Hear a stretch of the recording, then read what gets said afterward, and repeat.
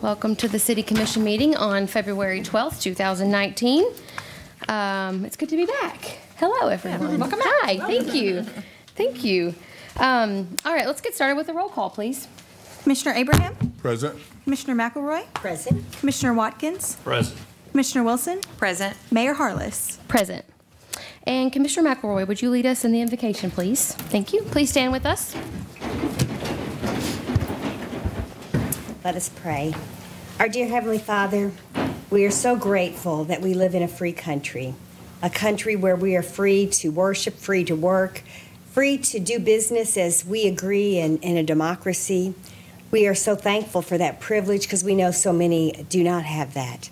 We're thankful for your good gifts to us, for creation that screams of your mercy and grace and love for us, for wonderful food to eat, for friends, for family. We just are so, so very grateful. We pray tonight that we will conduct business in a way that honors you, brings glory to your name, that is fair and just and right for everyone, that we will be respectful and kind and compassionate to one another, and that we will look with great wisdom from you as to the decisions that we need to make. We ask all of this in Jesus' name. Amen. Amen. Please stay standing and join us in the pledge. I pledge allegiance To the flag of the United States of America and to its republic for which it stands, one nation, under God, indivisible, with liberty and justice for all. Thank you all. You may be seated. City Manager, are there any additions or deletions to the agenda tonight? No, Madam Mayor. Thank you very much. All right, we're going to get started with a presentation by our good friends from Strand & Associates. So I'll let Rick Murphy come up and introduce them. You're guiding this. Madam Mayor, Commission, City Manager, we have with us again this evening is John Lyons from Strand & Associates to discuss a potential rate, give a presentation on a potential rate for our Stormwater Impact Fee. And I will not belabor this any longer. So, John, why don't you come up here and discuss this with us. Thank you. John, I'm just now realizing that your name is not Strand. I'm kidding. It's Welcome John back. Lyons. So That's right, I'm joking. It's good to see everybody. Happy New Year. Some new faces up here, and some old faces. So I thought what I would do is walk you through a little background of, again, how we got here, and then leading into a recommendation for a new stormwater utility fee or a stormwater impact fee. And I would just ask that for those commissioners that are new, or if I need to revisit any of the other information, please feel free to stop me at any time. And otherwise, I'll sort of move through relatively quickly, but I can stop at any time for clarifying questions. So you may recall Strand was hired to look at a stormwater master plan with two phases. The first phase was really focused on identifying solutions to localized flooding, and then the second phase was focused on make a recommendation for a dedicated funding source. So the four primary objectives of the master plan are really to address... Hi, John. I'm your assistant, here to help you throughout your day. I thought that was a voice in my head for Wow. That was a powerful prayer to begin with. So, I'm here to help you do your presentation. That's no worries. Okay. That's funny. Okay. So the four primary objectives were identify flood mitigation projects, develop a program to manage the stormwater infrastructure assets, continue to maintain the flood wall protection system, and continue to implement the MS4 permit compliance. And I'll get into each of these in a little more detail. So you may recall that going back in time, and primarily I think the floods that really got a lot of attention occurred in 2015, but there has been subsequent significant flooding within the community. And in phase one of this project, we looked at the entire community. We had a number of public workshops, and we identified a number of areas within your community where there is fairly significant flooding. From that, we boiled it down to 10 priority project areas, and then we looked at opportunities to convey and store flow, and the focus really turned to conveying the flows associated with these relatively infrequent large storm events. And the budget that was estimated to help mitigate those flood areas was about $43 million. In collecting information on your existing separate storm source system, this is not your combined source. This is the separate storm source system owned and operated by the city. There are a little over 350,000 linear feet of pipes and culverts and 5,000 structures, and we've placed a value of that at about $82 million in assets. So your storm source system, stormwater conveyance and collection system, represents about $82 million of buried infrastructure. Additionally, you have a flood wall, and that's a series of the levee and a series of pump stations, and this protects the community from the Ohio River. There's about 11,000 acres, 5,000 within the city, protected by the flood wall. And there's about $750,000 in annual maintenance that go into continuing to manage that system. And then there's what's called a MS4, which stands for Municipal Separate Storm Source System. And the city has a permit issued by the Kentucky Division of Water to implement certain programs relating to the water quality associated with the discharge from that storm source system. You're in your third permit cycle. Every 5 years, generally, the state issues a new permit. And the reality of it is that every 5 years, the requirements associated with this permit get a little bit more stringent. Eric Hickman has primarily been managing this program to date. It includes these various control elements plus annual reporting, and you are generally audited every couple of years to make sure you're in compliance with it. So this is a program mandated by the Federal Clean Water Act.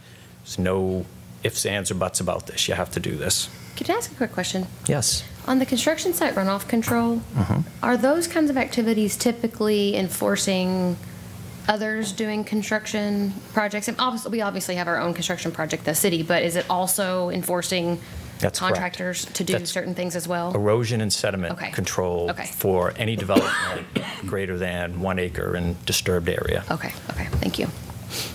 So the individual developer has certain requirements, but you as a permit holder have requirements to have programs in place to allow you to enforce that. Okay. So those are really sort of the primary elements of your stormwater services that are being considered. And then the next phase is, okay, so how do we establish a dedicated revenue stream so that we can fund these activities that we need to do?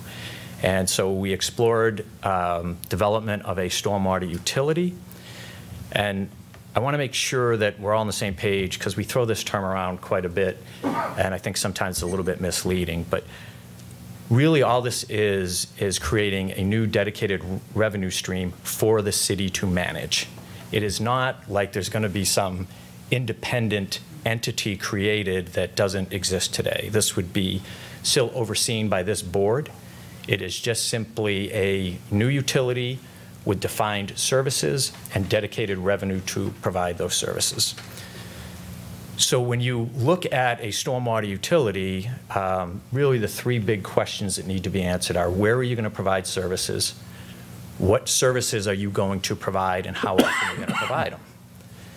And when you go through that exercise and answer those questions, it drives the real question of how much is this going to cost?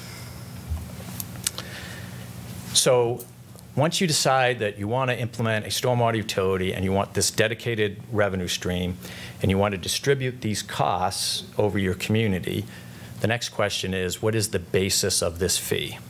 And what we're recommending is an impervious area rate methodology, which means property owners would pay based on the amount of impervious surface on their property.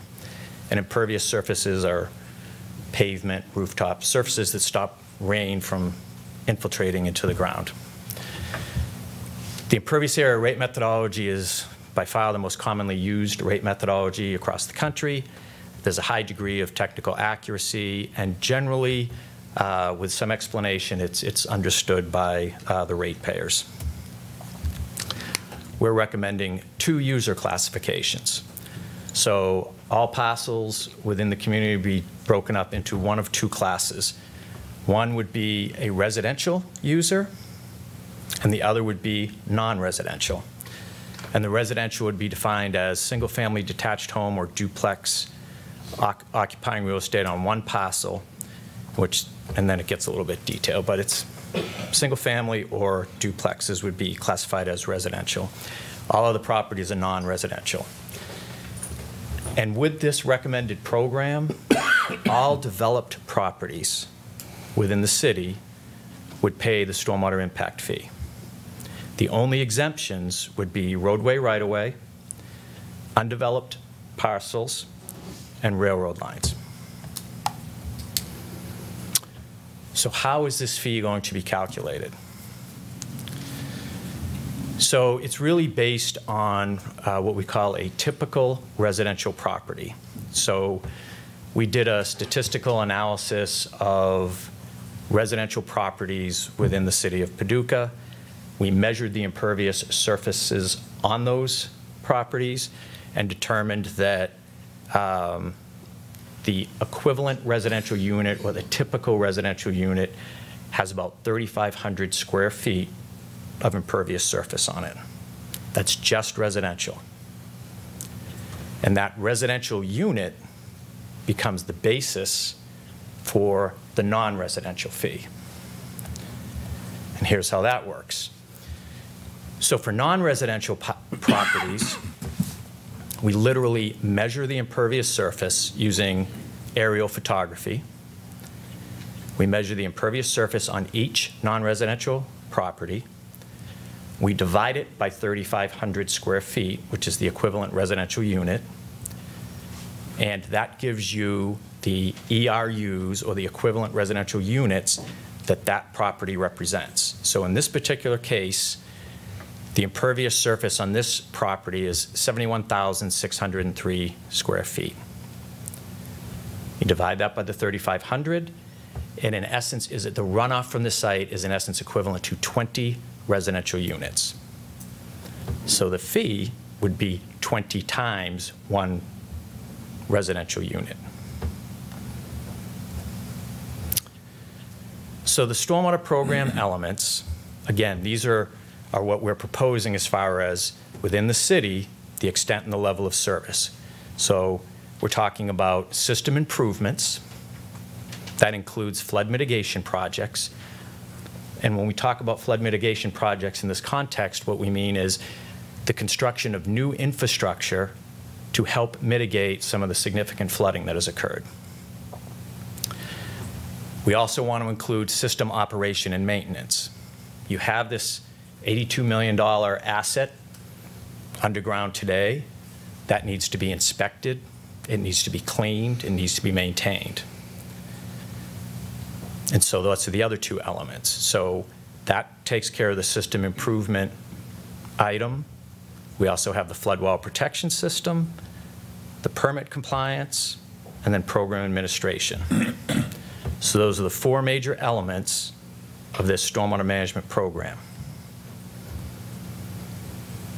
So what we're recommending is that under the stormwater system improvements, that's O&M and capital projects that includes some of the flood mitigation projects, we're recommending a budget of around $1.6 million per year. The flood wall protection system, that's based on historical data on what it costs the city currently. So that number is about $750,000 per year. The MS4 regulatory compliance, we've estimated that at about $20,000 per year. And then administration and staffing, just under $300,000. So you add those up and we have just under $2.7 million in a program need in terms of the revenue.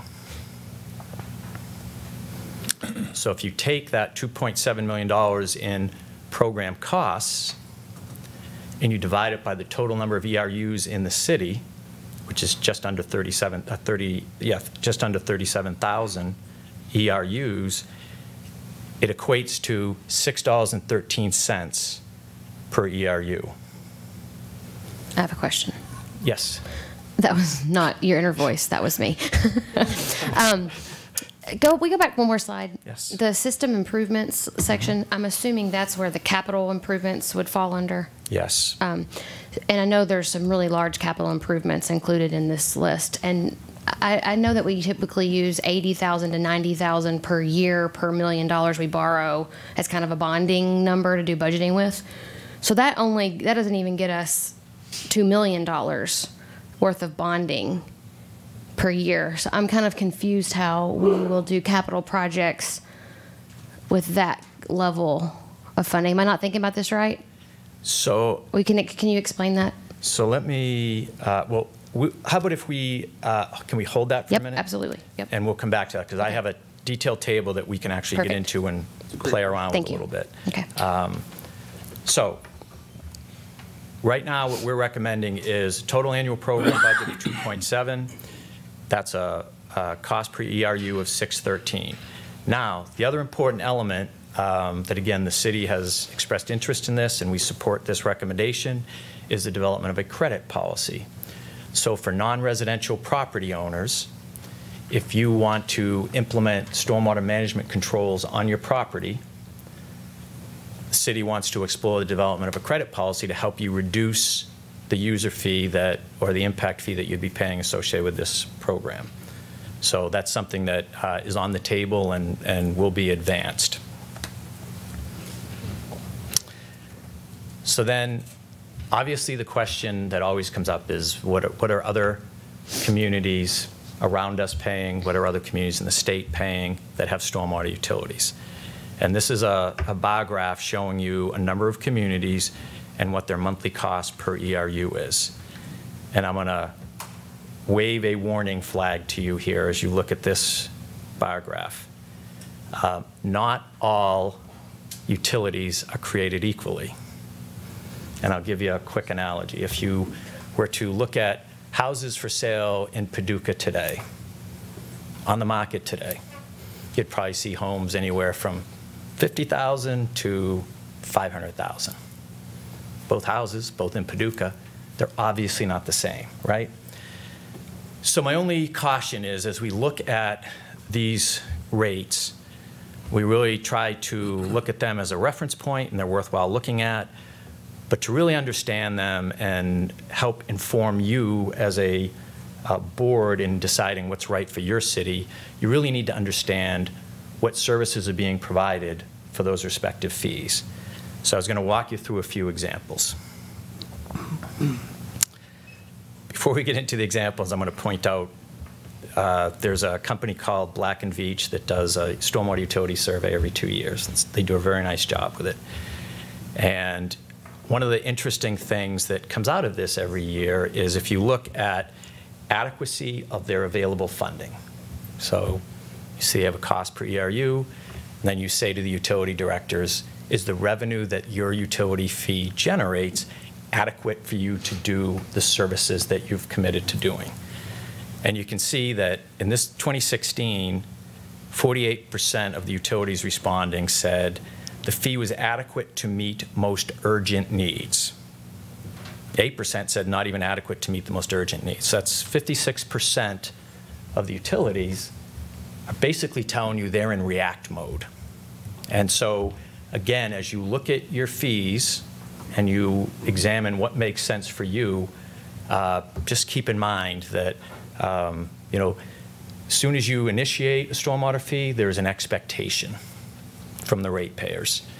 And balancing that expectation with what can be done with the revenue generated is always one of the biggest challenges for leaders. So if we go back to this bar graph, we see Louisville is the highest in the state at 990. And the communities I'm going to show you are Louisville, Lexington, SD1, and Warren County. So Lexington's at just under 5, Louisville's just under 10, SD1's about 5, and Warren County's at 4. So we'll give you a little detail on each of those. So Louisville Stormwater Utility is managed by Louisville MSD, the Metropolitan Sewer District. So they do sanitary and stormwater as part of their regional utility. Their operating budget's right around $26 million. their permit compliance budget, the MS4 permit compliance, about $1.5 million. They've got about 153 full-time employees. This rate of $990 basically has limited funding for capital improvement projects. Most of it's sort of localized nuisance flooding that they're spending money on in terms of capital improvements at this time. They do have a flood protection system that is managed with this revenue, and that system needs work. And they recognize that there's going to be a significant investment in their flood protection system in the upcoming years. And currently, in front of their board are 6.9% annual rate increases to help them meet what they perceive as their upcoming needs. And one of the first things they're going to do, which is what you all just completed, was a stormwater master plan relating to flooding. And out of that stormwater master plan, big flood mitigation projects will emerge. And if they get the necessary rate increases, then they'll be able to implement stormwater mitigation projects. So you can see that $990, and they have a really good program in Louisville, but it still isn't yet everything that you're trying to do with your fee.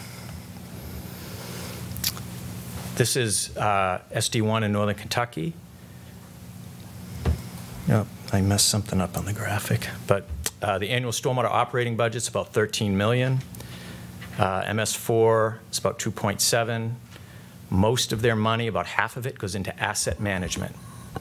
That's repair and replace, cleaning, inspecting. They do have this unique situation there because within their service area, they have 33 cities and 3 counties. So the stormwater utility service area covers that. So if an individual city wants a stormwater improvement project done, an infrastructure improvement project, they can apply to SD1 for a 50-50 cost share, and SD1 will evaluate it, decide if they want to cost share with the community. And then they've got about 2.7 in planning and evaluation, which is really where they're at right now is, I would say, just a tad behind you all in terms of they realize they need to do a master plan and identify projects for flood mitigation. They're not there yet. They do some sort of on a case-by-case basis, and their fee does not include the flood protection system. That is funded out of the sanitary fees. Because again, SD1 is a joint sanitary sewer and stormwater utility for the region. And then Warren County, they generate about $2 million a year in revenue. They spend about $1.7 million on phase 2 compliance. And the reason that seems a little misleading is, again, they have recognized that the biggest pollutant of concern in their local streams is pathogens, and they are investing a considerable amount of money in eliminating septic systems through the extension of sanitary sewers. So again, it's a different wrinkle, and that's why you can't just look at these numbers and assume that it's apples to apples. Every community is kind of prioritizing and tackling the issues that they're faced with their stormwater fees. And then finally, Lexington, they generate about $16.7 million, and they spend roughly $5 million in capital improvements, and that does include some flood mitigation projects. They are under a federal consent decree to eliminate SSOs, and a bit of a different story than you all hear. But that's sort of like a quick cross-section of the utilities in Kentucky and kind of where their priorities are and how they're using this revenue stream. So this is the detail that we're proposing, Mayor, and I can make this interactive in a minute. So under the system improvements category, the $1.64 million, we've budgeted, and again, I'll get into a little bit of detail, but for the purposes of this example, we've budgeted $600,000 for capital improvement projects, $230,000 for system operation and maintenance, and $800,000 for infrastructure repair and replacement. If you lump that together, that's the $1.6 million. Now, I'll tell you that in reality, coming right out of the gate, you are probably not going to spend $800,000 on infrastructure repair and replacement. You got to get into that system and study it, figure out where the problems are, and as those problems emerge, you have the revenue you need to fix those problems. But this allows you to, under system improvements, sort of allocate those funds on an annual basis depending on the needs that have been identified. So flood mitigation projects have been identified. Maybe the first year or two, that gets a little more emphasis. As you start getting into your system and learning more about your system, it makes a lot of sense to get the infrastructure that is in the ground functioning the way it was designed to function. So this gives you flexibility to both optimize your existing system and gives you some cash flow to implement some additional infrastructure as you see fit. And then the flood wall protection, again, $750, regulatory compliance $200. So we can get into playing around with those three numbers here in a minute when I go sort of interactive. I also realized I did my math wrong. So Okay. you don't have to call me out on that. No. So when you look at this $6.13 recommended fee per ERU, I thought it would be helpful to sort of break it down a little bit further, just to try to make this a little more apples to apples. And I want to point out the yellow bar, which is the national average, and this is from one of these big national surveys, is about $5.34 per ERU. If you were to look at the 613, it's actually 444 without the flood wall. When you put the flood wall management into the budget, that brings it up to the 613. So if you look at that 444, other than Louisville, that's pretty similar to, in terms of just flood wall systems. That's really putting you kind of right in line with most communities in the state, and certainly a little bit below the national average. So just thought that was a good way to look at this and help you understand the significance of the various elements. So if you would like, we can get into a little bit more detail on the individual line items. And this is, I guess, what we would call in my world is like a sensitivity analysis. If you change this value to this, what does it do to the fee? And I'd be happy to entertain any of those scenarios that you'd like, and you can kind of understand the impact of adjusting any of these values. Well, a little more information on the stormwater system improvements. Maybe go over that again a little more specifically about exactly what we would be doing with that much money.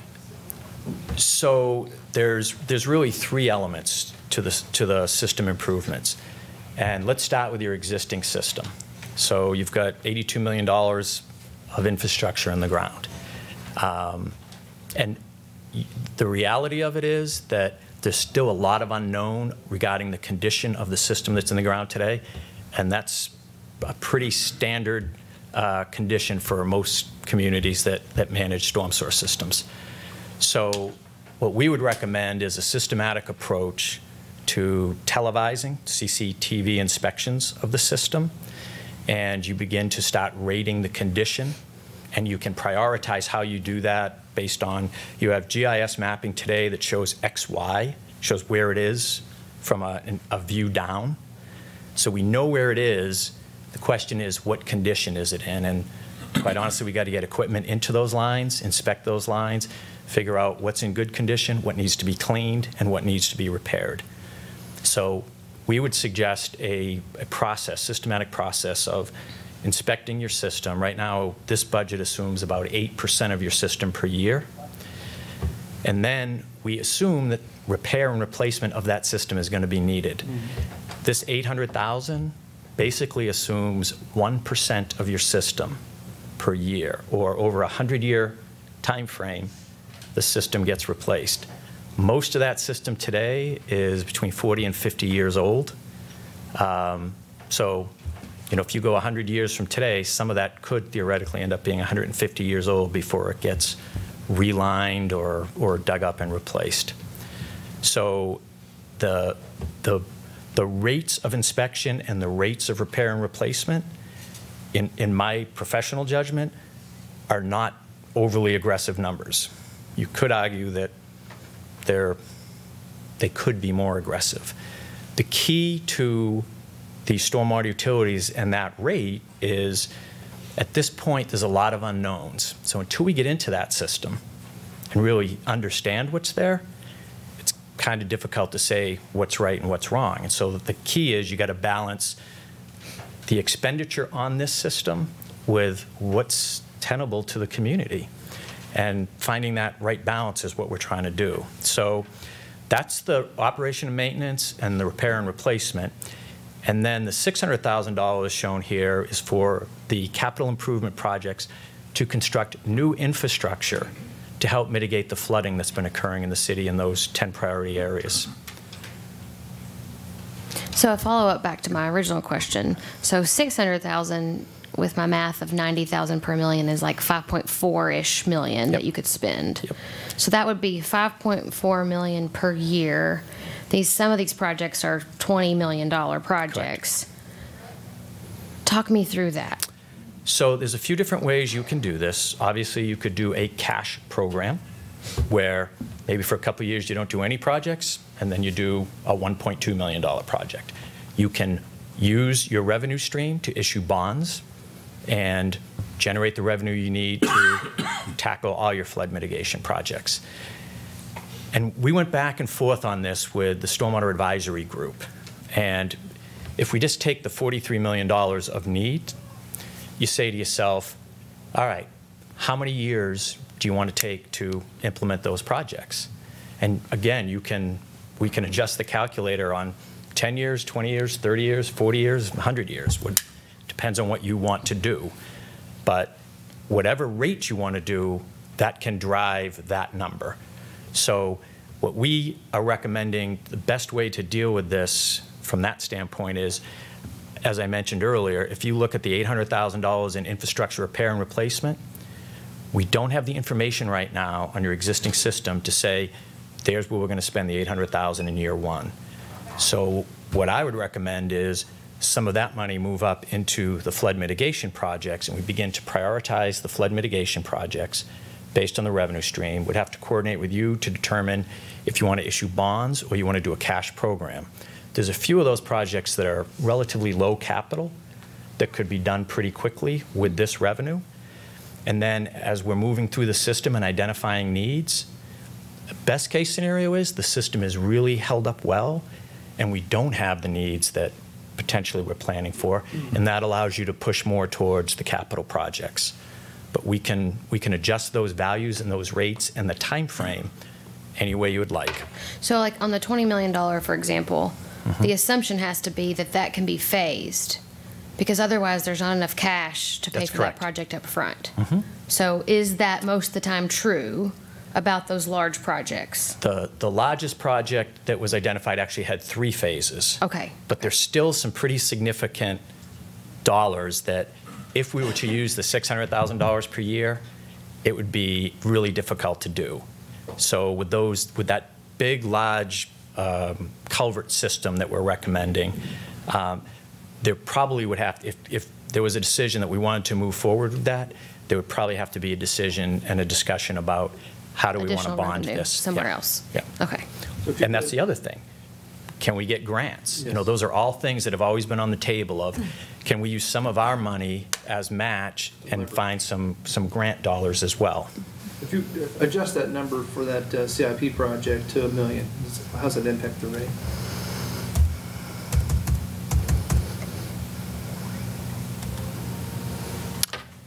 So about 80 cents, 90 cents. So increased it 400,000 towards a capital improvement project, increased it by 90 cents.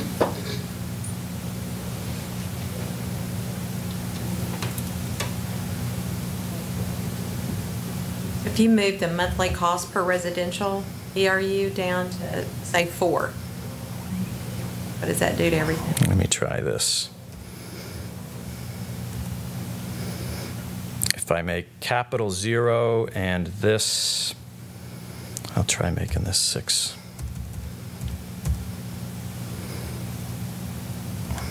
That's 429. I'll tell you what, I've actually a better way to do it.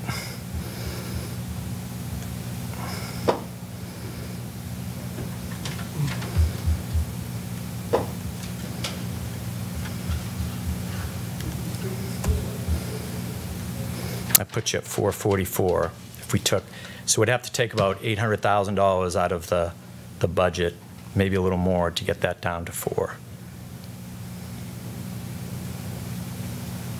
You take the flood wall protection out, which would just be handled through some other way. Sure. Still be in the general fund. Be in the general fund. And I can see if, let's see what it would take.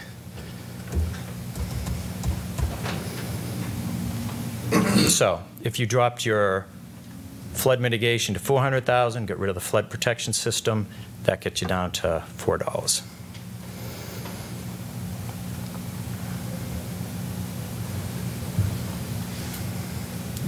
I wanted to ask about the frequency. I know 2015 was very devastating for a lot of people. How often have we had, or do we have, a flood of that magnitude? I know it's rained considerably for the last few days. I did a drive around yesterday, and you know, thank God I didn't see any in those flooded areas. But how frequently does that happen? So the interesting thing about that question is we tend to look at and classify storms based on, you'll hear the term 100-year, 50-year, 25-year. And those are all probabilities. So basically 100-year means on any given year, there's a 1% chance that a storm of that magnitude is going to occur. And the interesting thing about stormwater management is you'll hear 3 inches of rain. Oh my gosh, 3 inches of rain fell. What really drives flooding is the intensity of the rain, or the rate at which it falls. So 3 inches of rain over 3 days is still a lot of rain. 3 inches of rain over an hour and a half, you're going to see flooding. The storm sewer system cannot convey that amount of runoff that quickly. So when you have prolonged rain events, even though the ground gets saturated, and even though you'll see standing water, it's these short, intense rains that are causing the majority of the flooding. And when you classify these events, like the 2015 event, there's 2016, 2017, you've had flooding fairly regularly over the past several years.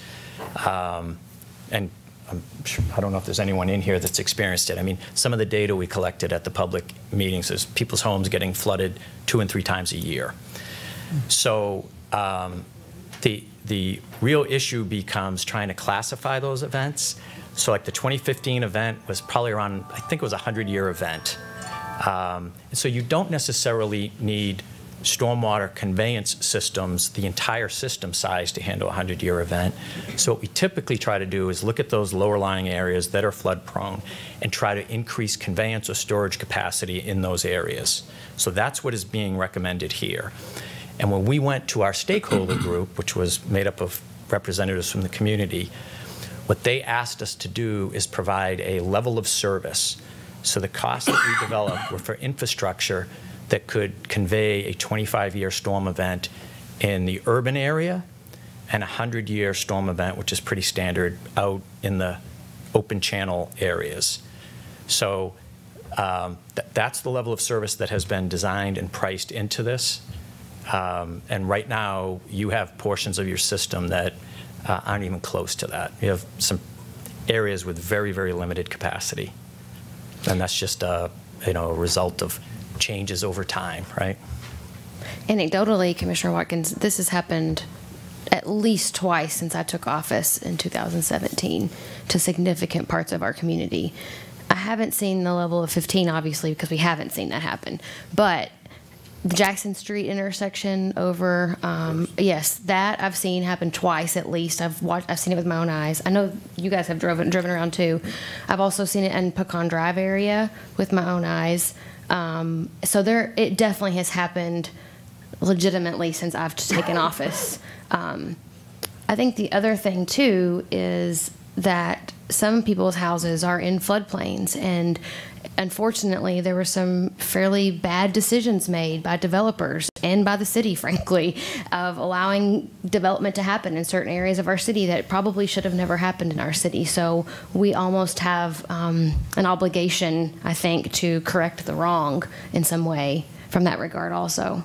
And Commissioner, one other thing that's probably worth mentioning is, and I think I've done some presentations on this in the past, but if you look at 50 years of rainfall data in the Midwest versus metered rainfall over the past 10 years, and you do a statistical evaluation of it, there is no question that in the past decade, we have seen more intense, higher magnitude rain events than we had seen in the past. So a lot of communities right now, particularly in the Midwest, you'll hear this term resiliency, where they're kind of reevaluating the sizing of their infrastructure with the anticipation that if rain continues to get more intense, they don't want to build something today and then have it fall short 10 years from now. So that is an issue that in the stormwater world we're looking at a lot and trying to help our clients sort through.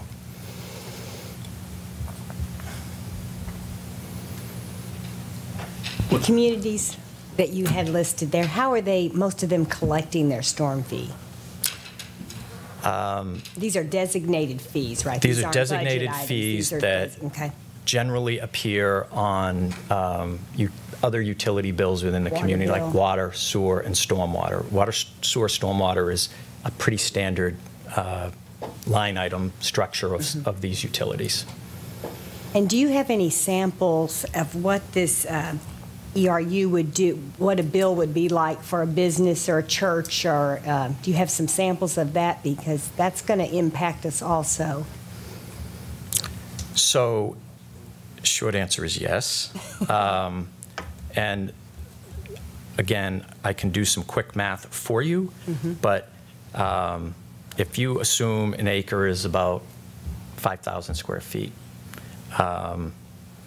this is 70,000 square feet, and I can get a calculator and do some quick math. If you want to say, what would a 10-acre impervious area site have to pay versus, we can do any of those for you.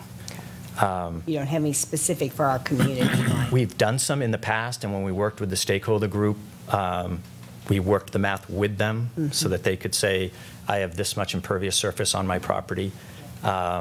You have your calculator with you? I do. Hang on. So would you just take 20 times the rate we were thinking? Yeah. Somebody's pretty proud of his calculator. We had this conversation before. Oh, is that? So you're pretty proud of your calculator there. This is from 1983, so I can't use a regular calculator. I apologize for that.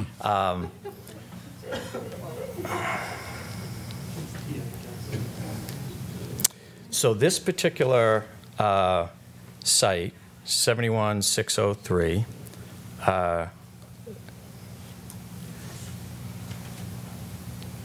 Which rate are you calculating it by? so what the key is, you take whatever the impervious surface is on a property, and you divide it by 3,500. So if we had a site with 35,000 square feet of impervious surface, they're going to pay $10 per ERU. So let's do that one. So if you have 35,000, they're going to pay 10 ERUs, not $10 per ERU. 10 ERUs. 10 ERUs. Right. So they're going to pay $61.13 a month, and then we'll do that over 12 months. So they would pay $735 per year. Then if they implemented projects or controls that met the credit policy, they could reduce that. And that would still be developed, again, with input from you all. I'm having a hard time picturing what that is. Can you give me, what kind of building would that look like? Sure. Do you give an example, Rick, of a rough site that everyone would know that? I would be interested in knowing, like, just to see their budgetary impact. Let's say Paducah Middle School or Paducah Tillman High School, some public school in the city limits. What kind of budgetary impact would we be looking at? We had, Commissioner, without measuring that, I would not like to say that because we've had improvements with the school systems, but as John's demonstration here, we had physically measure those impervious areas and then give that information. I don't have those just right here. Well, there would be time for that. Ready. This particular location is out on Olivet Church Road, just to the left, past or right at Olivet Village. This is a local developer's development. There's Subways. I think there's a dental office in there. Blue Ginger. Okay, for that. Yeah. So in this particular case, it'd be 20 times 613 a month. So that would be $1,470 per year. And did you have, did your assistant give you those other sample ones? Yes, I can. Do you want me to call those up? Yeah, if you would. I think that'd be helpful for them, just to kind of get conceptualize what we're talking about. And also, I think I'm curious about what could this business specifically do to earn credits after the development, or is that not possible typically? We could look at, okay, portions of their lot that they may not be using as frequently, as far as like the back area for that. Maybe they, if that's not being used to its full utility, maybe they could reduce some payment. Also, for example, working with our planning department, we're looking to modify our parking requirements for new buildings, whether they be retail, restaurant. A lot of it's based on square foot of dining space. So we're looking in several different directions to help this. So typically what we would recommend, the way to structure a credit policy would, and again, this is certainly open to your all's feedback, but typically we see credits for stormwater quantity control, stormwater quality control. You can implement controls to improve the quality. And then a lot of communities also have an educational element, particularly for schools. When you look at the Phase 2 permit that the city has, one of the big elements of that is public education. And certainly the schools have the ability to have a major influence on a large sector of your community, educating them on environmental issues and stormwater quality. So, all right, I hate doing this, but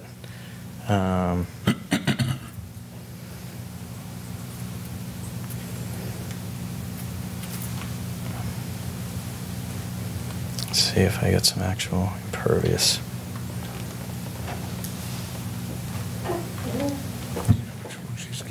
Do you know which one she's giving you? Yeah, but I think we're going to have to get with you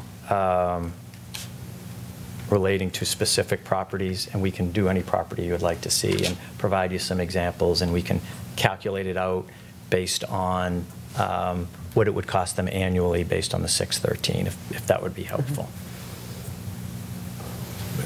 I have addresses of our advisory group. Look at that at several different rates. Say that again?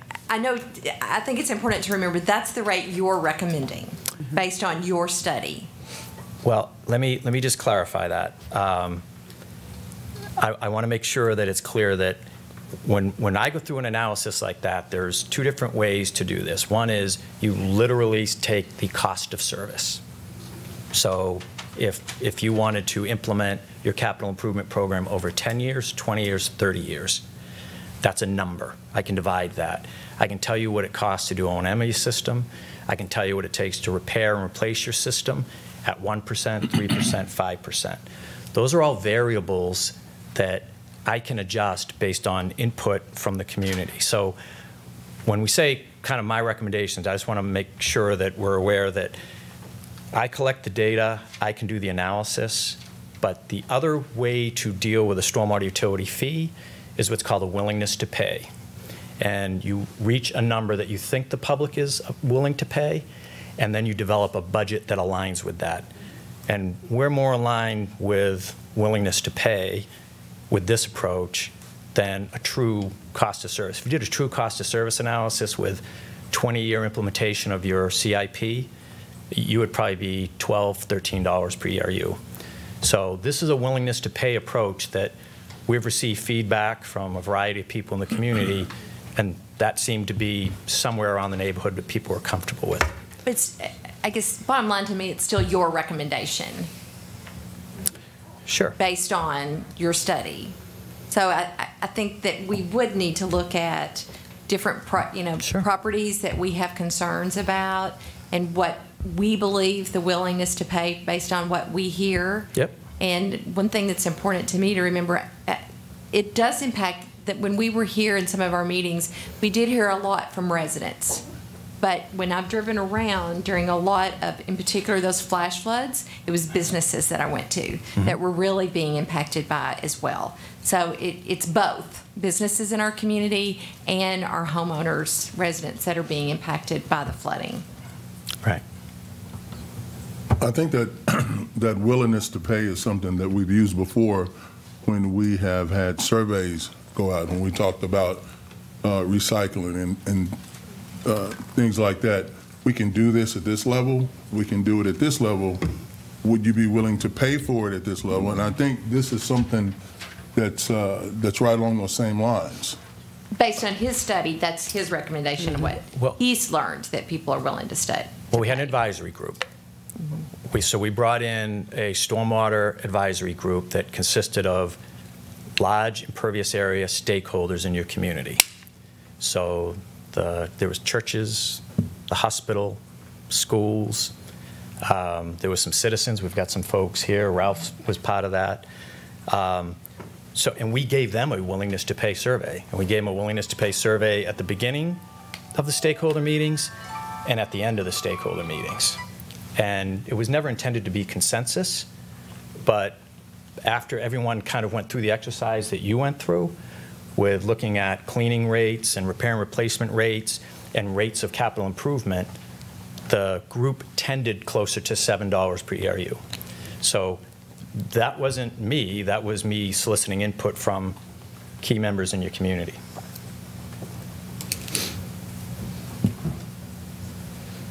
And I think that was the purpose of having those groups meet to get input from them. Met with a lot of people.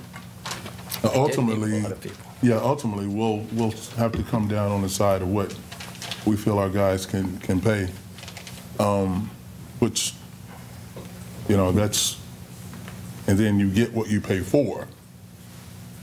But I remember, Commissioner Wilson, the place was packed, and you and I we were on the commission, and we said that we would do something to better manage this water, this stormwater, and like you've said too, you're not gonna cut out all flooding, but our system is old, and it's not managing water very well at this point. So anything that we do is better than what we've done in the past, because we really haven't done anything. Exactly. Right, so.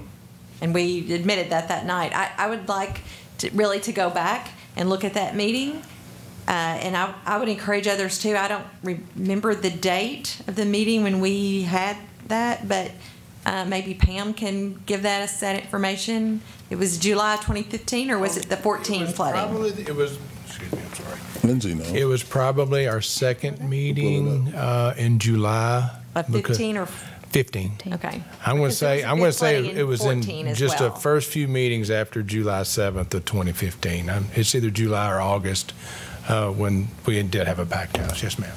I think it would be very informative, and I'd like to almost encourage those people that were here that night to come back.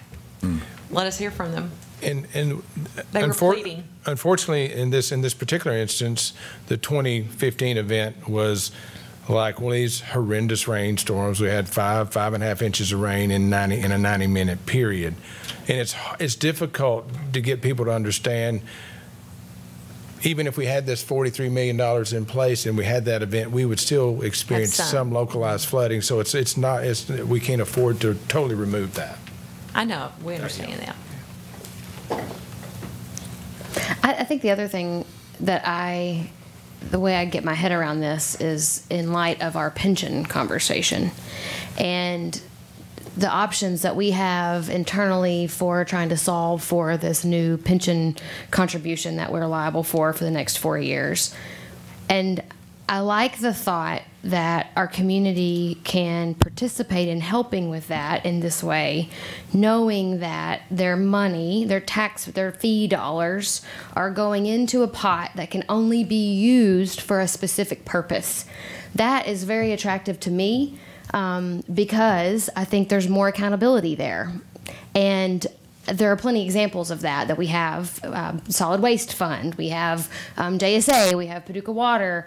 And so to me, thinking about from a citizen's perspective, I think, come closer to being supportive of that because I could see where the money was going. And I think Jim has said this numerous times, we need to see those wins. If this does happen, then we need to see the wins very soon so that our community can know that their dollars are being put to work for them. Because that is really important. If we were to do this out of, I don't want to use the word, but I'm going to, if we were to raise taxes and do this, I don't think the community could be as confident because those funds would go into a general fund and then there'd be all kinds of ways people want to spend it inside of the city. So I like this way. I think this is the straight and narrow accountability way to get the problem solved. And I don't forget the two of you and your stories of sitting here and looking our public in the eye. And I definitely don't want to be the person sitting up here if it happens again and we haven't done something about it. So I do think it is our obligation in some regards.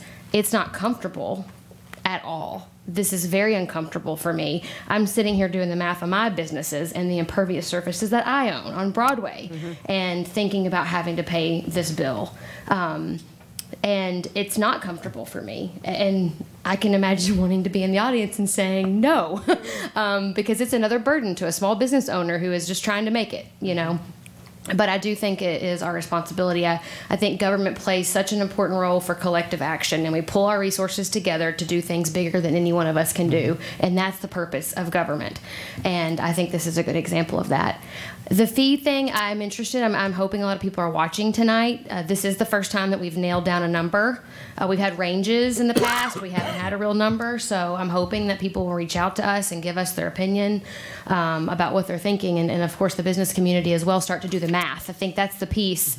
I'm curious, do you have advice on how people could maybe do some down and dirty math from Google Maps? Yes. Could you give some thoughts about how to do that? So you can measure in like Google Earth, and if you measure the impervious surfaces, roof and parking lot, on your particular property, divide that by 3,500, multiply it by 613 for a monthly rate, and by 12 for an annual rate, and that'll get you, that Google Earth will get you pretty close. Okay. So, could you give that instruction to Pam to put on our website possibly Certainly. so we could send people there to do their own calculation? Oh.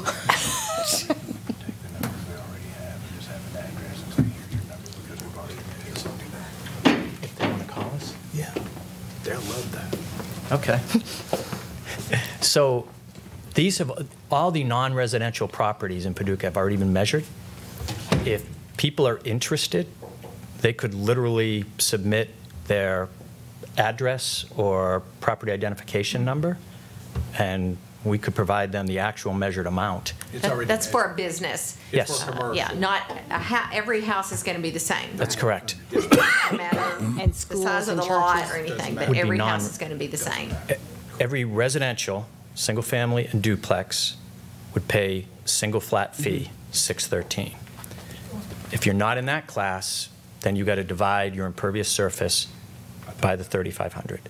And we've done that already. So as long as we have the address, we could respond to that.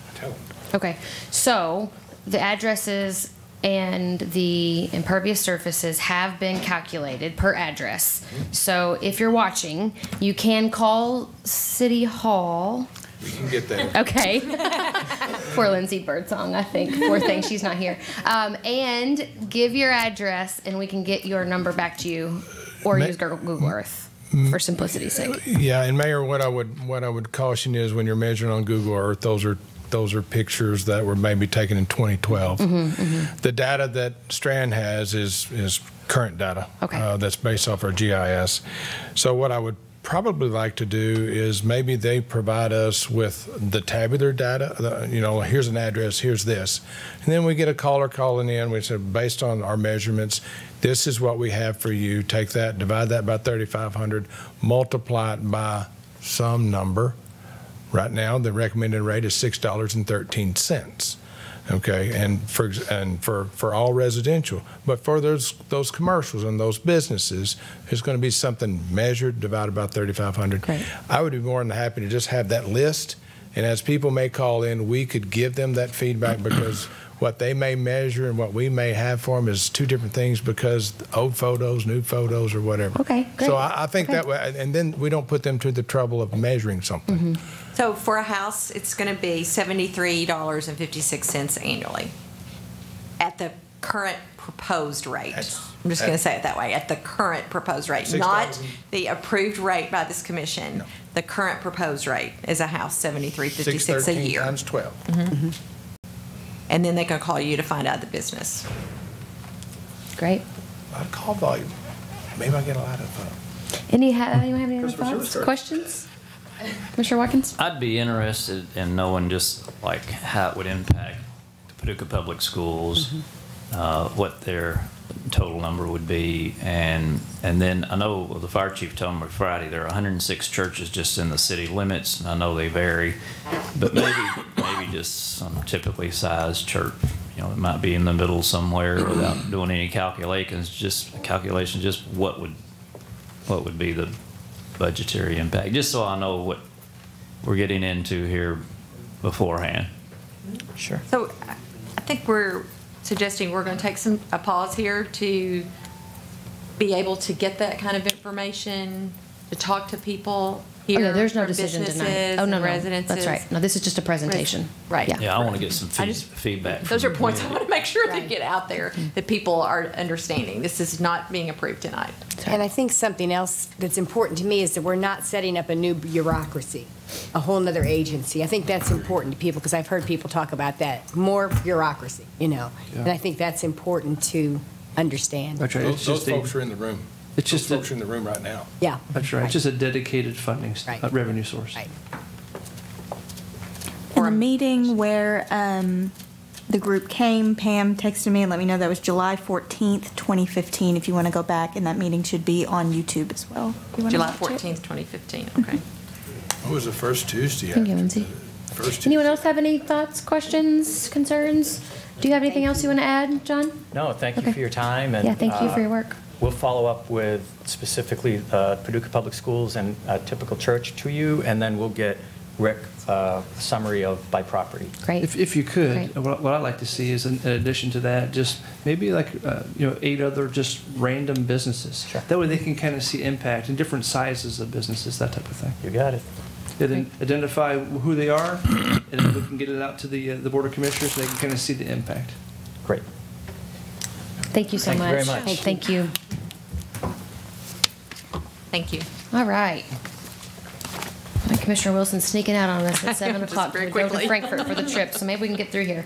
All right, let's move on to the consent agenda. Items on the consent agenda are considered to be routine by the Board of Commissioners and will be enacted by one motion and one vote. There will be no separate discussion of these items unless a board member so requests. Anyone have anything they would like to remove tonight? All right, I'm going to ask the city clerk to read the items recommended for approval. Minutes for the January 22nd, 2019 City Commission meeting. Receive and file documents. Reappointment of Jeff Holland to the Paducah-McCracken County Riverport Authority. This term shall expire September 26, 2022. Reappointment of William Baxter to the Paducah Board of Adjustment. This term shall expire August 31st, 2022. Personnel actions. A municipal order authorizing and directing the finance director to transfer funds from the Commission Reserve Fund to the Mayor and Commissioner's promotion account in an amount of $20,000 for funding for a contract with Innovation's Branding House. A municipal order authorizing the purchase of bomb suits, helmets, and suit repair kits for the Paducah Police Department in an amount of $49,499 through the U.S. General Services Administration Cooperative Purchasing Schedule 84, vendor MEDENG, and authorizing the mayor to execute all documents relating to same. I make a motion to approve the consent agenda. Second. Roll call, please. Commissioner Abraham? Aye. Commissioner McElroy? Aye. Commissioner Watkins? Aye. Commissioner Wilson? Aye. Mayor Harless? Aye. And Commissioner Wilson, you have a motion. I move that a municipal order entitled, "A Municipal Order Amending the Vision and Key Performance Areas of the City's Strategic Plan and Adopting the Strategic Plan Action Steps for the City of Paducah" be adopted. Second. Hi, Michelle. Hi there. All right. Well, good evening, Mayor and Commissioners. Very excited to bring this back to you. This is an update to the strategic plan based on the retreat that we held in early January with the Commissioners and City Manager's Office. So I just wanted to highlight a few of the changes we made. There were kind of changes to 3 areas. The first is our vision statement. So one thing we talked about during that meeting was adding healthy lifestyles to our vision statement because the medical community is such an important part of who we are. So we really wanted to make sure that that was represented. So we added healthy lifestyle. Additionally, we made a slight change to the key performance indicators. We had 8, there are still 8, but we decided to highlight the economic development side of our arts community. So that key performance indicator was changed to creative industries. Additionally, we took the action item steps and we came up with a different priority level, and we really highlighted what's important now. We're calling them win strategies. And we picked a few in different, we picked about 1 to 3 in each key performance area. And we are changing the reporting requirements around that. So you'll see we're going to sit down with all of our staff that is assigned to those areas and come up with quarterly objectives and different kind of reporting for that so that we make sure we're achieving what's really important to the commission and getting it done in the coming years. Mm-hmm. So with that, do you have any questions? Anyone have any questions, comments? No? All right. Thank you so much for your work. All right. Commissioner Watkins, do you have a motion? I move that the board. We have to vote for that? Sorry. It was municipal order. I thought it was an introduction. Let's call roll, please. Commissioner Abraham? Aye. Commissioner McElroy? Aye. Commissioner Watkins? Aye. Commissioner Wilson? Aye. Mayor Harless? Aye. Okay, Commissioner Watkins, sorry about that. That's all right. I move that the Board of Commissioners adopt an ordinance entitled, "An Ordinance Providing for the Closing of an Unnamed Right-of-Way Between Buckner Lane and Exall Lane opposite Pines Road, and authorizing the mayor to execute all documents relating to same." This ordinance is summarized as follows. The City of Paducah does hereby authorize the closure of an unnamed right-of-way between Buckner Lane and Exall Lane opposite Pines Road, empowers and directs the mayor to execute quitclaim deeds from the city to the property owners in or abutting the public ways to be closed. Second. Any discussion? No? Okay, roll call, please. Commissioner Abraham? Aye. Commissioner McElroy? Aye. Commissioner Watkins? Aye. Commissioner Wilson? Aye. Mayor Harless? Aye. Commissioner McElroy. I move that the Board of Commissioners adopt an ordinance entitled, "An Ordinance Approving the Final Report of the Paducah Planning Commission Respecting the Proposed Final Subdivision of Labari Farms located at 1720 and 1740 New Holt Road, and accepting the dedication of right-of-way and easements." This ordinance is summarized as follows: that the City of Paducah does hereby approve the final report of the Paducah Planning Commission respecting the proposed subdivision of property of Labari Farms for property located at 1720 and 1740 New Holt Road, and accepting the dedication of right-of-way and easements. In addition, the City of Paducah hereby authorizes the mayor to subscribe a certificate of approval on the plat and to execute an escrow agreement in the amount of $250,000. Second. Any discussion? No? Roll call, please. Commissioner Abraham? Aye. Commissioner McElroy? Aye. Commissioner Watkins? Aye. Commissioner Wilson? Aye. Mayor Harless? Aye. Commissioner Abraham. I move that the Board of Commissioners introduce an ordinance entitled, "An Ordinance of the City of Paducah, Kentucky, authorizing and approving an agreement between the City of Paducah and Integrated Visualization Systems, Inc., DBA Innovative Branding House, for website, videos, design of printed materials, and social media content related to the city's strategic plan initiatives in an amount not to exceed $20,000 for fiscal year 2019 and $36,000 for fiscal year 2020, and authorizing the mayor to execute said agreements." This ordinance is summarized as follows: that the City of Paducah does hereby approve an agreement with Innovative Branding House in the amount not to exceed $20,000 in FY19 and $36,000 in FY20 for professional services related to branding and community engagement for the city's strategic plan. Second. Thank you. Hi there, I'm back. So Mayor and Commissioners, you might remember last fall we worked with Innovation's Branding House for a community survey that was called Paducah Insights.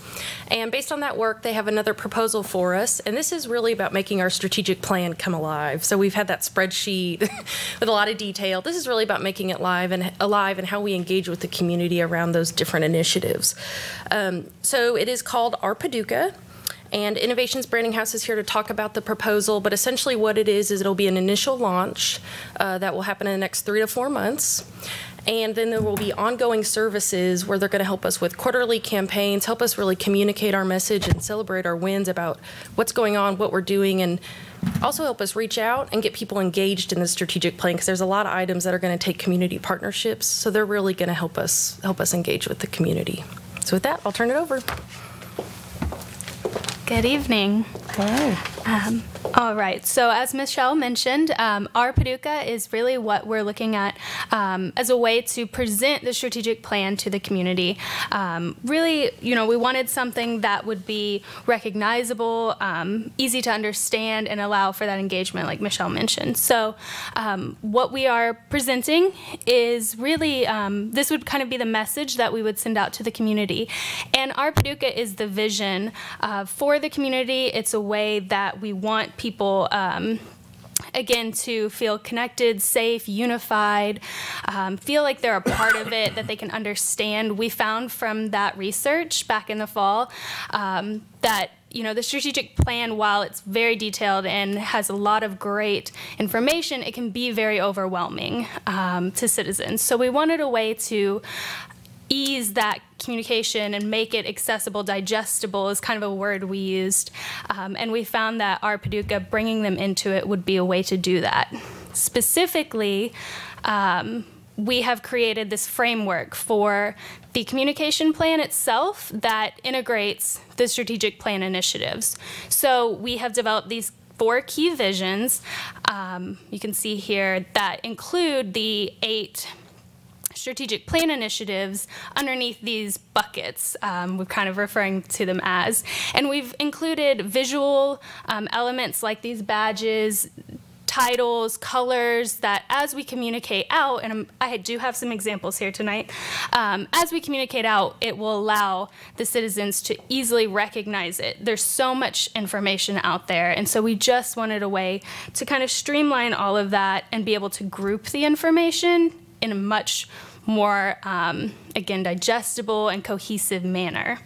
So with those initial projects, like Michelle mentioned, we have these 4 different kind of, I guess, pieces of it that we're kind of breaking it out into.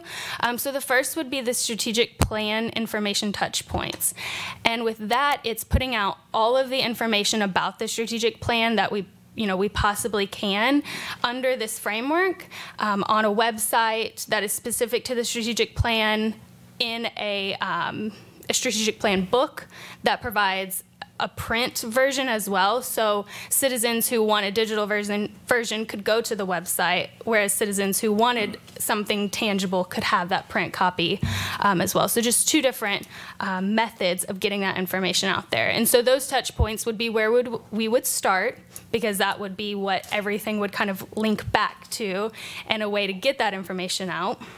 We also have the employee launch that we'll be doing, and we have some examples of ways that we are going to help the city employees get this message out there and help, the community understand what Our Paducah is and how they can be involved with it. And then we also have the launch campaign and then integration into the current communication tools that the city is using.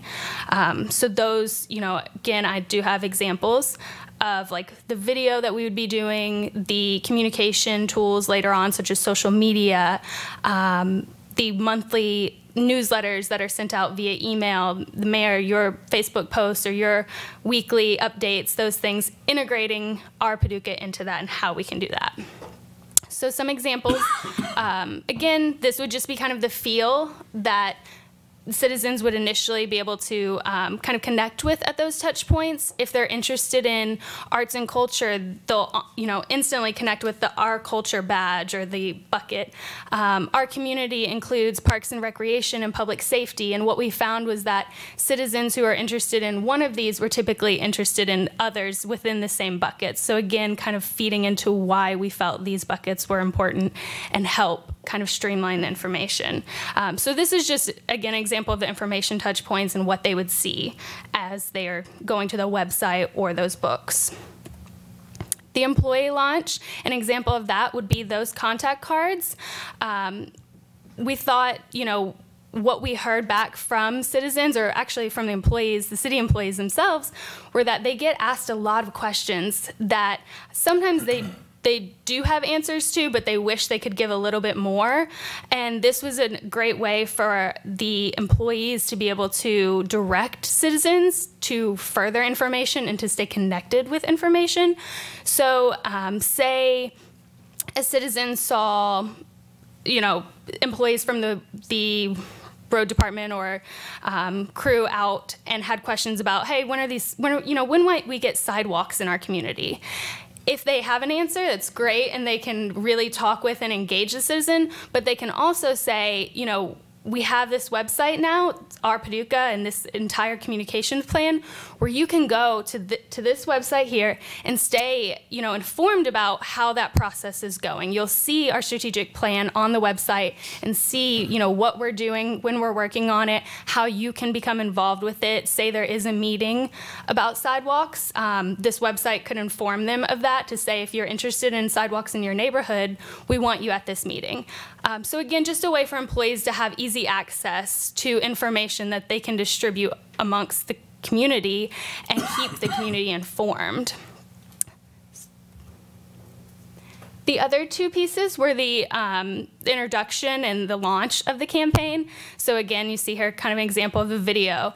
And videos are great for engagement. They help kind of explain things in much more, again, one of my favorite words, digestible way, because it really is what's so important. But so that would be kind of a priority for our launch, would be those videos. And then we also have here the templates and integrating that into our communication we currently do.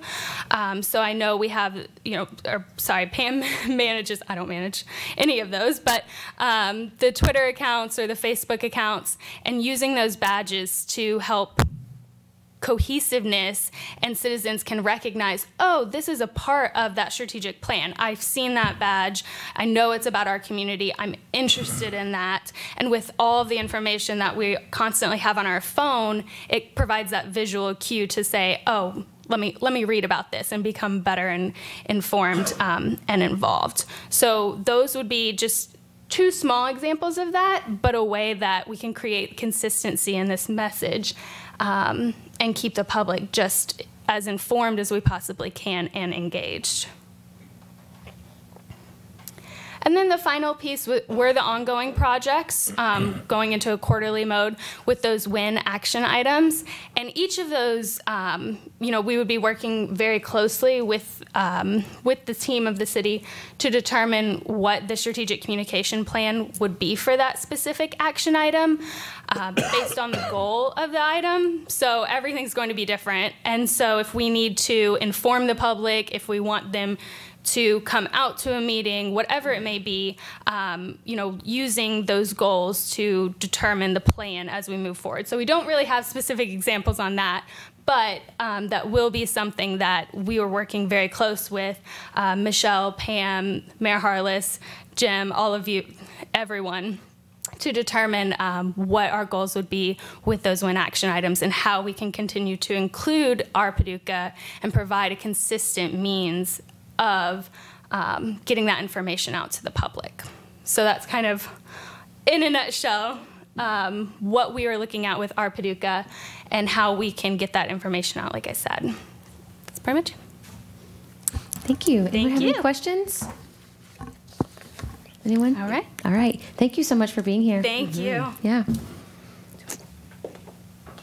All right. Mr. City Manager, do you have a Thank you, report? Madam Mayor. Just have a few things. One, just update the Board of Commissioners that we are working on the budget process already for FY20. We are currently on schedule. Things are looking as good as can be. We're also this year working on the creation of a 5-year capital improvements plan. We're getting that rolled out here with the budget process, and we'll hope to bring that to the commission as we approve the budget as well. And also working with John on the creation of the quarterly financial report that we'll do here at the commission chambers during our commission meetings. So basically be able to highlight and celebrate what we do financially for the citizens that we serve. We're hoping to roll that out also in FY20. Great. I like that. I like that idea a lot. Any comments from the commissioners? A couple. Well, just one. We met over at the annex, the jail annex, on vocational training for inmates. This is something that I had mentioned to Jailer Knight prior to the election. The genesis of it actually came from one of the instructors at the Paducah Vocational School. There's a program in Fulton County that they're doing, and it was very well attended. Miss Marianne Medlock was a well of information and contact. So we're looking at trying to get that going by the summer. We're taking a trip down there on the 20th to look at what they're doing. We had the principal and one of the instructors on a conference call during our meeting, which helped tremendously because they were answering some questions that we had, obviously. We're not reinventing the wheel. They're doing it. We were doing it just a little bit different. But look forward to that meeting and keeping you guys abreast on how that's going. Great. That sounds awesome. Mm-hmm. Very encouraging. Absolutely. I'll just mention several of us will be in Frankfurt tomorrow. Meet with our legislators and cabinet officials. So one day up and back. Michelle, there's still openings in the Citizens Academy. All of you out there in TV land, if you have not been a part of the Citizens Academy, it is a wealth of information. It's a lot of fun. Michelle does a great job, and all the city leaders that are involved. I would highly recommend you grab one of those few remaining spots. That's great. Well, I have one thing to share with you is this beautiful handwritten letter that I received from a young girl. And I think I'm going to keep her name quiet since she's a minor and be thoughtful about her identity. But this letter says, "Dear Mayor Harless, may you please tell the other people," I like that part, "to fix the crosswalk light at the Coke plant. We walk to school every day and it does not work. Thank you." Well, I know you're coming up here because I know the results of this little girl's letter I found out today, but I'm going to let you tell them. Thank you, Mayor. We actually followed up with the Highway Department as that's their signal. And we said, we've got an interesting letter here that we have from one of our young citizens. And he says, "I know what you're calling about, and it's fixed." And he said it got fixed this morning. And he said when we put it in, they didn't activate, I guess, the module or whatever needed to be activated. It's been there for some time. And he provided a few words of his discontent, and he says, "Why didn't we do that?" So in our office, we would like to take that and maybe frame that as saying you never know how old your folks are that are giving you these things. So it is functioning, and it's up and going, and they were disappointed that they missed that step in activating that. So she was right on target. I would also like to point out to our community that if you want to get something done, ask your children to write a letter. Absolutely. Because this is the quickest response I've seen since I took office.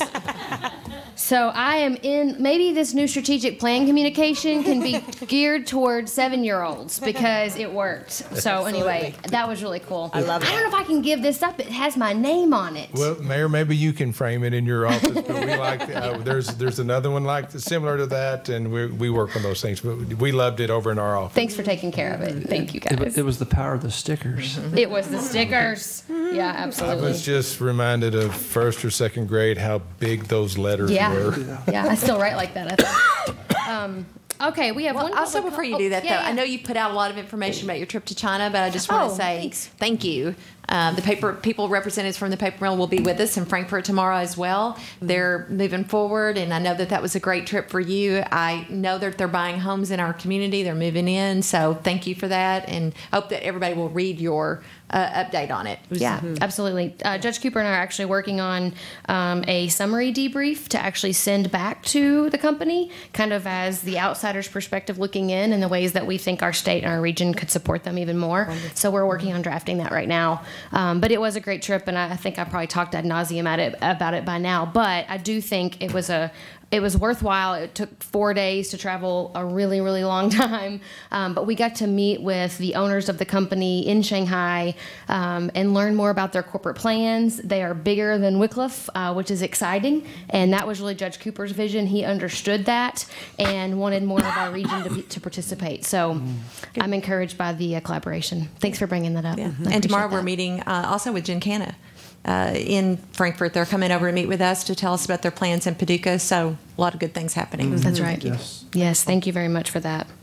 Okay, Mr. Randy Beeler is here. I'm going to set your timer for 3 minutes, sir. I bet you're used to that by now. Can I get ready before you start? Absolutely. That's up to Lindsay, actually.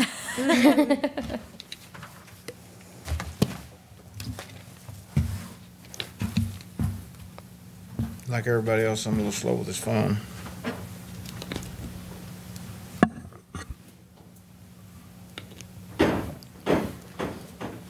First off, Ms. McElroy, Mr. Watkins, welcome. Gerald, it's good to see a Southside boy on the commission. Thank you. Perhaps we can get some sidewalks and curbs down on not Martin Luther King, but Oscar Cross. Yes, sir. I'd like to read a little something. So we've been conditioned to think that the only politicians can solve our problems. But at some point, maybe we will make up and recognize that it was politicians who created our problems. That's pretty much where we're at today. It was said at the last meeting we weren't here, that we were told not to be here. That's not true. We did not come because of respect for the City Commission. We knew you had a tough decision to make. We felt like Mr. Abraham was going to present it to you as good as it could.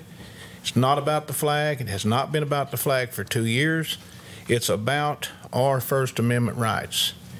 You have stripped us of our dignity. I've said that before. It was never more clear than the 2018 parade when the chief of police came to our float along with 2 other officers. It was so bad that everybody started gathering around because they knew something was going to happen. Didn't. We showed him the utmost respect. We covered our stuff. We said before, it wasn't about that. We don't do this. Now, the good news is, well, by the way, before I do that, Mr. Abraham, thank you. You tried gallantly to explain to everybody that we're not racist. This resolution has stereotyped us as racist. Miss Holland told me she didn't like being called Nazi. By the way, Mr. Swinford, he's gone. Y'all won't have to mess with him no more. It's pretty sad, actually. But he meant well that night when he was talking about World War II. And she said she did not like being called a Nazi. And I told her, I said, I don't like being called racist either. There's nothing further from the truth. We're not racist. And we don't fill this room up. We've never filled it up. We've got 135 members. We can fill these seats up. We don't do that. We do community work. We believe in our ancestors and our heritage. And before my 3 minutes is up, the good news is, due to electric rates, water rates, taxes, the Confederate flag is going to move down the list as far as why industry does not come to Paducah. Thank you, Mr. Abraham. Thank you, Randy. Hey, I've done that within 3 minutes too, Mary. You did. Thank you very much. All right, with that, I'm going to make a motion to adjourn. So, second. All in favor? Aye. Aye. Meeting adjourned. Thank you all.